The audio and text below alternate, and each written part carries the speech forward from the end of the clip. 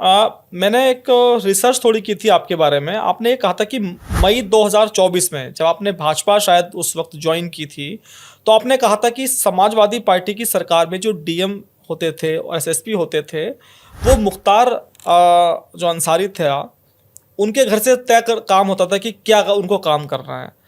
मेरा सवाल आपसे ये है कि जब आप अधिकारी थे तब आपने ये सवाल क्यों नहीं उठाया? क्या रिटायरमेंट के बाद आप लोगों की हिम्मत बढ़ जाती है? नहीं, उससे पहले भी जब हम सरकार में देखते थे ये सब चीज़ें कि जो माफिया लोग हैं वो बहुत मजबूत थे उस समय। वो संवैधानिक पदों पर भी थे। कोई सांसद है, कोई विधायक है, कोई मंत्री है। और पता चला कि वहाँ के जो हमारे सूबे के मुख्यमंत्री जी हैं वो उनके आवास पर जा रहे हैं या उनके वहाँ बैठकर बातचीत कर रहे हैं, और वहीं से तय हो जाते थे कई बार कि किस एसपी को रहना है, किस डीएम को रहना है और कहाँ से किसको हटाना है।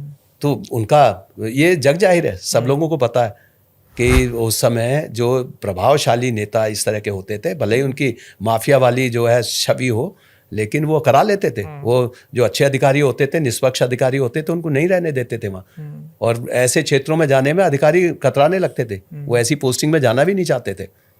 आप देखिएगा पिछला जो इतिहास रहा है आजमगढ़ का, मऊ का, या प्रयागराज और उसके आसपास के क्षेत्रों का, इन लोगों का बहुत रसूख रहा है इसमें।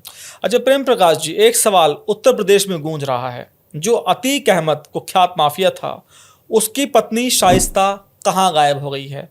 क्या पूरा इंटेलिजेंस तंत्र फेल हो चुका है? एसटीएफ फेल हो चुकी है? पुलिस फेल हो चुकी है? या कोई ऐसा सफेद पोश है जो उसकी पत्नी को बचा रहा है? आपका व्यू क्या है इस पर? इतने दिन तक किसी का भी फरार रहना, लगता है कि कहीं ना कहीं से कोई प्रोटेक्शन है।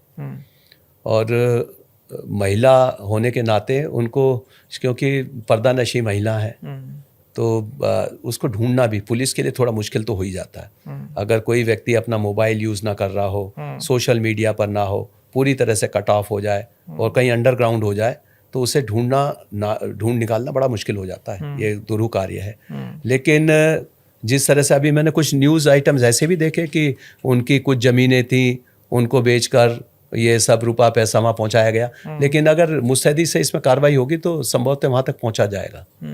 कौन सा ऐसा सफ़ेद पोश हो सकता है जो उसको प्रोटेक्ट कर रहा है? क्या लगता है आपको? अब प्रोटेक्ट करने में तो रूलिंग पार्टी के ही लोग हो सकते हैं, और तो कोई नहीं हो सकता। बाकी के प्रोटेक्शन से कहाँ जो कोई। क्या प्रेम प्रकाश जी, आपको लगता है कि रूलिंग पार्टी के लोगों के तार अतीक अहमद के परिवार से आज भी जुड़े हैं और पहले भी जुड़े थे? अब अतीक अहमद को जिस तरह की सुविधाएं मिल रही थी, उससे लगता है कहीं ना कहीं कोई कनेक्शंस तो रहे होंगे। आप खुलकर बताइए। तो आप रिटायर हो चुके हैं और भाजपा में भी नहीं है, आप नाम ले सकते हैं, खुलकर बताइए। नहीं, नाम का तो मुझे जब तक कोई एविडेंस ना हो तो इस तरह नाम लेना उचित नहीं है। लेकिन जिस तरह की सुविधाएं जैसे जेल में उनको मिलती थी, जब भी उनको यहाँ पर लाना हो तो उनको मौका दिया जाता था। और मेरी जानकारी में तो ये भी आया था कि वो फ़ोन से भी बातचीत कर लेते थे वहाँ से, जो गुजरात की जेलों से उनकी बातचीत कराई जाती थी। तो कहीं ना कहीं कोई ना कोई उनके कॉन्टेक्ट्स रहे होंगे जिनका उनको लाभ मिल रहा है, और उसका लाभ भी उसकी पत्नी को भी मिल रहा है। तो योगी जी तक ये बात नहीं पहुंची? अब ये यहाँ तो काफ़ी सख्ती रही, और शायद इसी कारण से वो यहाँ की, चाहे वो मुख्तार अंसारी हो, चाहे अतीक अहमद हो, यूपी की जेल उनको पसंद नहीं आती थी। उनको पंजाब की जेल पसंद आई, गुजरात की जेल पसंद आई। तो आप समझ सकते हो कि क्या कारण रहे होंगे।